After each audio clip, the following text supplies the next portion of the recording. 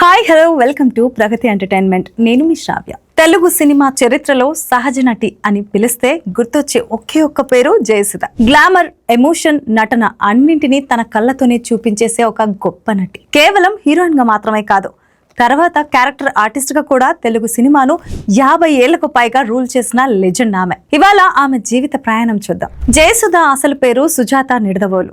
ఆమె 1958 డిసెంబర్ 17న తమిళనాడులోని మెడ్రాస్ లో జన్మించారు.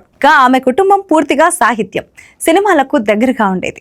తండ్రి నిడదవోలు రామేశ్వరరావు ఒక పండితుడు, తల్లి జోగాబాయి కూడా ఒక నటి.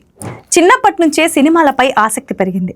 కేవలం 13 ఏళ్ల వయసులోనే ఆమె సినిమాల్లోకి అడుగుపెట్టారు. 1972లో వచ్చిన పండంటి కాపురం సినిమాతో జయసుధ సినీ ప్రయాణం మొదలైంది. తర్వాత తమిళ సినిమాల్లోకి అడుగుపెట్టారు.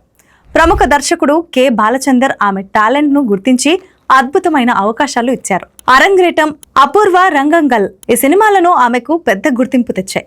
అప్పటి నుంచి ఆమెను ఇండస్ట్రీ గమనించడం మొదలుపెట్టింది. 1976లో వచ్చిన జ్యోతి ఈ సినిమా ఆమె జీవితాన్ని మార్చేసింది. ఈ పాత్రలో ఆమె నటనకు అద్భుతమైన ప్రశంసలు కూడా వచ్చాయి. ఇక ఫిలింఫేర్ అవార్డు కూడా అందుకున్నారు. తర్వాత ఆమె వరుసగా స్టార్ హీరోయిన్ గా ఎదిగారు. 1970-80 కాలంలో జయసుధ తెలుగు సినిమాల్లో టాప్ హీరోయిన్ గా నిలిచారు. ఆమె నటించిన సూపర్ హిట్ సినిమాలు ప్రేమాభిషేకం, మేఘ సందేశం, ఇది కథ కాదు, ధర్మాత్ముడు, అడవిరాముడు. ఆ కాలంలో ఆమెకు సహజ నటి అనే బిరుదొచ్చింది.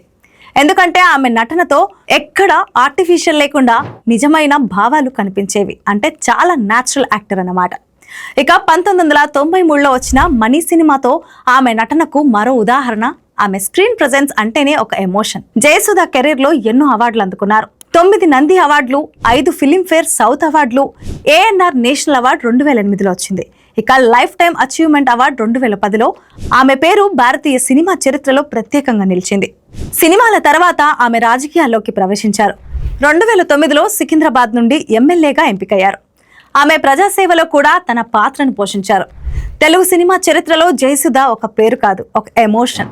50 ఏళ్లకు పైగా ఆమె నటన ఇప్పటికీ ప్రేక్షకుల గుండెల్లో నిలిచి ఉంది. సహజ నటి అనే బిరుదు ఎందుకు వచ్చిందో ఇప్పుడు అర్థమైందా? ఇలాంటి మరిన్ని అప్డేట్స్ కోసం చూస్తూనే ఉండండి Pragathi entertainment. Thanks for watching. మీ అభిప్రాయాలను తప్పకుండా మాకు కామెంట్స్ లో తెలియజేయండి. సైనింగ్ ఆఫ్ శ్రావ్య.